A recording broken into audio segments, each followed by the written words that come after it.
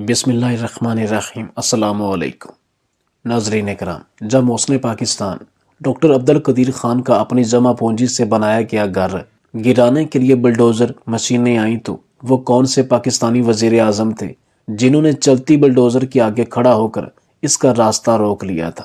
اس کے علاوہ ہم اس ویڈیو میں وہ دلچسپ واقعہ بھی بیان کریں گے جب کسی اہم موقع پر پرویز مشرف شراب کے نشے میں دھت ہو کر ڈاکٹر عبدالقدیر خان کے پاس پہنچے تو ڈاکٹر صاحب نے انہیں کیسے ڈانٹا تھا۔ تو چلیں دوستو، کرتے ہیں ویڈیو کا آغاز۔ دوستو، ایک دفعہ محسن پاکستان ڈاکٹر عبدالقدیر خان صاحب نے ایک نجی ٹی وی پر انٹرویو دیتے ہوئے اپنے اور پرویز مشرف کے درمیان پیش آنے والا ایک بہت ہی دلچسپ واقعہ بیان کرتے ہوئے فرمایا کہ جن دنوں ہم اپنی پرانی ٹلا رینج میں، جو کہ منگلا کے علاقے میں آتا تھا، اس میں غوری میزائل کا تجربہ کر کے جب آخری مراحل میں تھے تو پرویز مشرف اس وقت منگلا کے کمانڈر کے عہدے پر تعینات تھے۔ تو اس اہم موقع پر میں نے سوچا کہ کیوں نہ میں کور کمانڈر پرویز مشرف کو بھی اس پرمسرت موقع پر یہاں مدعو کر لوں۔ چونکہ ہم نے اگلی صبح تجربہ کرنا تھا تو پھر شام کے وقت میں نے اسی گھر سے پرویز مشرف کو فون ملا کر کہا کہ ہم کل صبح 7:30 بجے یہاں سے میزائل فائر کرنے جا رہے ہیں اور یہ پاکستان کے لیے ایک بہت بڑا تاریخی دن ہے۔ بحیثیت کور کمانڈر اگر آپ بھی وہاں تشریف لے آئیں تو یہ ہمارے لیے خوشی کی بات ہوگی۔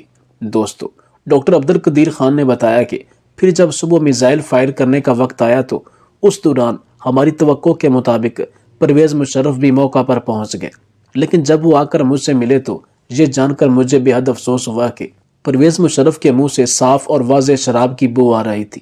اب یہ بات اللہ ہی بہتر جانتا تھا کہ وہ صبح کے ٹائم پی کر آیا تھا یا پھر اس نے رات کی ہی پی رکھی تھی۔ خیر، شراب کی بدبو سونگھ کر مجھے کور کمانڈر پر شدید غصہ آیا اور اسی وقت میں نے بے قابو ہو کر پرویز مشرف سے کہا کہ کمانڈر صاحب، یہ آپ نے بالکل اچھا نہیں کیا۔ ایسے مبارک اور تاریخی موقع پر آپ اس حال میں آئے ہو، یعنی شراب پی کر آئے ہو، آپ کو شرم آنی چاہیے۔ میری یہ بات سن کر وہ بہت شرمندہ ہوئے اور اس کے چہرے سے ہی عیاں ہو رہا تھا کہ میری یہ بات اسے اندر سے بہت ناگوار محسوس ہوئی۔ خیر، مجھ سے بے عزت ہونے کے بعد وہ مجھ سے چپک کر کرسی پر بیٹھ گئے۔ لیکن دوستو، پھر جب فوجی ڈکٹیٹر مشرف کا دور اقتدار آیا تو اس نے محسن پاکستان کو اپنے نشانے پر لے لیا۔ ایک صحافی کے بقول پرویز مشرف کے دور میں یہ افواہ بہت پھیل چکی تھی کہ ان قریب ڈاکٹر عبدالقدیر خان کے خلاف کچھ نہ کچھ ہونے والا ہے، اور پھر واقعی جو ڈاکٹر صاحب کے ساتھ جو کچھ ہوا وہ پورے پاکستان نے بلکہ دنیا بھر نے دیکھا۔ وہ صحافی مزید لکھتے ہیں کہ ان دنوں جب میں ڈاکٹر صاحب کو ملنے گیا تو وہاں پہنچ کر انہوں نے مجھے اپنے دفتر میں بٹھانے کی بجائے کانفرنس روم میں بٹھا دیا۔ معمول کے خلاف ڈاکٹر صاحب نے کانفرنس روم کے ٹی وی کی آواز اونچی کی اور ایک کرسی کو گھسیٹ کر میرے قریب آ کر بیٹھ گئے۔ پھر آہستگی سے انہوں نے میرا حال احوال دریافت کیا۔ ڈاکٹر صاحب کی یہ حرکت دیکھ کر میں نے حیرت سے پوچھا کہ ڈاکٹر صاحب، آپ اتنی احتیاط کیوں کر رہے ہیں؟ خیریت تو ہے؟ میرے اس استفسار پر وہ آہستہ سے بولتے ہوئے مجھے کہنے لگے کہ میں آپ کو دفتر میں ملنے کی بجائے کانفرنس روم میں ٹی وی کی آواز بلند کر کے اس لیے آپ کے نزدیک آ کر بیٹھا کیونکہ میری بہت سخت جاسوسی کی جا رہی ہے اور میں جو کچھ بھی بولتا ہوں وہ سب کچھ کہیں سنا جا رہا ہے۔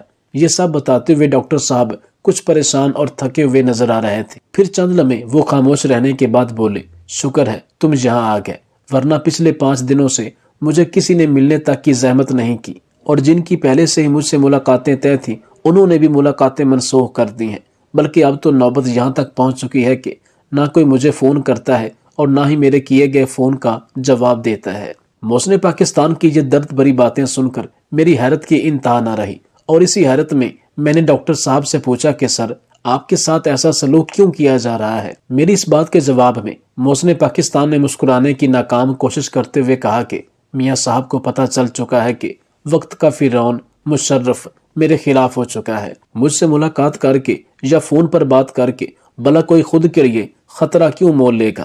محسن پاکستان کے منہ سے یہ مایوس کن اور درد بھری باتیں سن کر مجھے بہت افسوس ہو رہا تھا۔ پھر میں نے ڈاکٹر صاحب سے استفسار کیا کہ سر، آخر یہ سب کچھ آپ کے ساتھ ہی کیوں ہو رہا ہے؟ جواباً وہ بولے کہ یہ تو مجھے معلوم نہیں، لیکن مجھے لگ رہا ہے کہ اب یہ بہت جلد مجھے گرفتار بھی کر لیں گے، اور میں نے اپنے گھر والوں کو بھی آگاہ کر دیا ہے، اور مزید دفتر سے کچھ ضروری سامان بھی میں نے گھر بھجوا دیا ہے۔ ڈاکٹر صاحب کے منہ مبارک سے یہ سنتے ہی گویا میرے پیروں تلے سے زمین نکل گئی۔ میں نے انتہا کی حیرت سے پوچھا، سر یہ کیسے ممکن ہو سکتا ہے کہ کوئی محسن پاکستان डॉक्टर अब्दुल कदीर खान को ही गिरफ्तार कर ले। मेरी ये बात सुनकर डॉक्टर साहब ने एक कहका मारा और बोले कि जब कम ज़रफ़ों को ताकत मिल जाए तो फिर सब कुछ ही मुमकिन हो जाता है, और पाकिस्तान में भला कब और किसने मौसमों की कदर की है। दोस्तों, बिल्कुल ऐसे ही एक वाकया पाकिस्तान के सीनियर सहाफ़ियों में शुमार किए जाने वाले हामिद मीर ने भी डॉक्टर अब्दुल कदीर खान और परवेज़ मुशर्रफ से मुतालिक हैरत अंगेज़ दावा करते हुए बताया था कि जब डॉक्टर अब्दुल कदीर खान ने अपने नए तजर्बात के जरिए गौरी मिसाइल की रेंज बढ़ाने की परवेज़ मुशर्रफ की आगे ख्वाहिश जाहिर की तो जवाब में जनरल परवेज़ मुशर्रफ ने डॉक्टर साहब को ये कहते हुए अहम काम से मना कर दिया कि आप इसराइल को निशाना बनाना चाहते हैं। दोस्तों, हामिद मीर मजीद इंकशाफात करते हुए बताते हैं कि फिर मैंने डॉक्टर साहब से पूछा कि जनाब, आखिरकार परवेज़ मुशर्रफ को आपके साथ क्या मसला था? प्लीज़ ज़रा खुल कर बताएं। आप तो हमारी जान हैं, हमारे कौमी हीरो हैं। मेरे इस इसरार पर मौसम पाकिस्तान ने परवेज़ मुशर्रफ को नाकाबिले बयान किस्म की गाली देते हुए कहा कि मैंने जब गौरी मिसाइल की रेंज 5000 किलोमीटर तक बढ़ाने का आगाज किया तो इस प्रोजेक्ट की तकमील के लिए मुझे बहुत भारी फंड्स दरकार थे, और जब मैंने इन फंड्स का परवेज़ मुशर्रफ से मुतालबा किया तो इन्होंने कहा कि अच्छा, मैं अब समझा, तुम इसराइल को टारगेट करना चाहते हो। बकौल हामिद मीर के परवेज़ मुशर्रफ ने मौसम पाकिस्तान डॉक्टर अब्दुल कदीर साहब को टाल मटोल से काम लेते हुए कहा कि हमारा दुश्मन तो हिंदुस्तान है, आप 1500 या ज्यादा से ज्यादा 2000 किलोमीटर से आगे ना जाना। दोस्तों, वैसे ये बात यहाँ काबिल जिक्र है कि वैसे तो हर पाकिस्तानी बड़ी आसानी से ये कह देता है कि गौरी मिसाइल का रुख इसराइल की तरफ कर दो, लेकिन जिस मर्द मुजाहिद ने ऐसा करने की कोशिश की, बहैसियत पाकिस्तानी आपने उन्हें तो इबरत का निशान बना दिया। दोस्तों, एक और साफी के बकौल परवेज़ मुशर्रफ का दौरे हुकूमत चल रहा था और पीटीवी अवार्ड्स की एक तकरीब जारी थी। इस दौरान मौसम पाकिस्तान डॉक्टर अब्दुल कदीर खान साहब इस तकरीब में तशरीफ लाते हैं और कतार की पहली लाइन में लगी एक कुर्सी पर बैठ जाते हैं।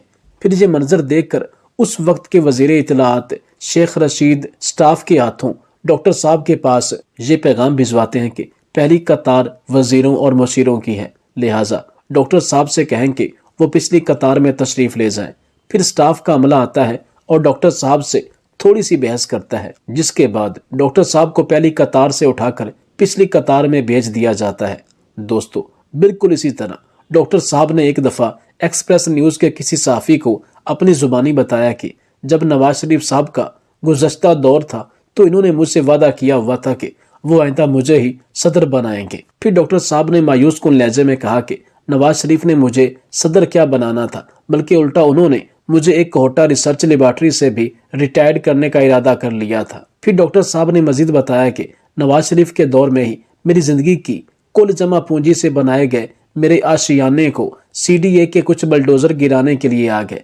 फिर मैंने फौरन उस वक्त के वजीर दाखिला चौधरी शुजात हुसैन को फोन पर सूरत हाल से आगाह करते हुए सारा मामला बताया तो वो बगैर कोई देर किए वहां पहुंचे और आते ही सीडीए बलडोजर के आगे बतौर एहतजाज खड़े हो गए। यूं मेरा घर तबाही के दहाने से बच गया। नाज़रीन कराम, यहाँ पर लम्हा फिक्रिया यह है कि भारत में एटमी प्रोग्राम बनाने वाले साइंसदान अब्दुल कलाम आजाद को भारत के सदर के ओहदे पर तैनात किया गया, जो कि किसी भी मुल्क का सबसे अजीम तरीन ओहदा होता है। इनकी निस्बत पाकिस्तान में बदकिस्मती से मौसम पाकिस्तान एटमी प्रोग्राम के सरबराह डॉक्टर अब्दुल कदीर खान ने अपनी जिंदगी किस कसम पुरसी में गुजारी वो किसी से ढकी छुपी नहीं है। इन पर हर वक्त सिक्योरिटी, निगरानी और एक मखसूस घर में रहने की पाबंदी थी। आखिर क्यों दो मुख्तलिफ मुल्कों के एटमी प्रोग्राम के सरबराहान के साथ ये मुख्तलिफ सलूक अख्तियार किया गया? एक को मुल्क का सदर बनाया गया, जबकि दूसरी तरफ उसी ओहदे के सरबराह शख्स को बजाय कोई ओहदा देने के या इससे मजीद फायदा उठाने के इसे एक कैदी की तरह घर की चार दीवारी में कैद रखा गया। जरा नहीं, पूरा सोचिए और अपनी कीमती राय से कमेंट बॉक्स में जरूर आगाह कीजिएगा। आपकी राय को मद्देनजर रखते हुए हम मौसम पाकिस्तान डॉक्टर अब्दुल कदीर खान की जिंदगी के मजीद ऐसे इंकशाफात आपके सामने लाएंगे जिन्हें सुनकर आपकी अक्ल दंग रह जाएगी। अल्लाह हाफिज।